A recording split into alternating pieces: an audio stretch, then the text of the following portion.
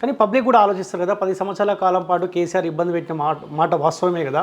ఒక ముఖ్యమంత్రి హోదాలో ఉన్న రేవంత్ రెడ్డి స్వయాన చెప్తా ఉన్నాడు, ఏం చేయలేని పరిస్థితి ఉన్నది, 10 సంవత్సరాలు ఇబ్బంది అయింది కాబట్టి.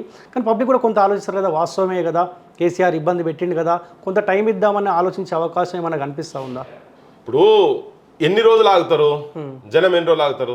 జనానికి చెప్పినావు నువ్వు ఇప్పటి వరకు నువ్వు పెన్షన్లు ఇయ్యలేదు, 2000 ఆడోళ్ళకి ఇస్తాను అది ఇయ్యలేదు, నువ్వు స్కాలర్షిప్లు ఇస్తాను అది ఇయ్యలేదు, అమరుల కుటుంబాలను ఐడెంటిఫై చేస్తాను, అదైతే నీ చేతిలో పని కదా కుటుంబాలను ఐడెంటిఫై చేసుడు.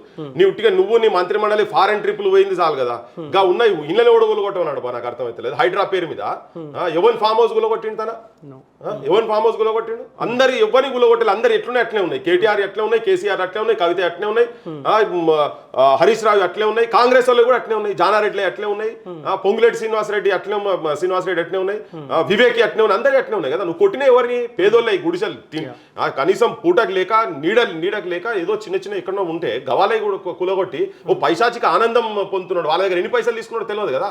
మరి అవి ఎవడు చేయమని నిన్ను ప్రక్షాళన అని చెప్తే ఏం చేసినావు? పోయి దీని పేరు మీద ట్రిప్పులు పోయి వేరే దేశాలకు పోయి నువ్వు నీ మంత్రులు నీ ఎమ్మెల్యేలు నీ ఆఫీసర్లు మొత్తం ట్రిప్పులు పడి తిరుగుతా ఉన్నారు కదా. గవర్నర్ బొచ్చాడు పనులు చేయొచ్చు.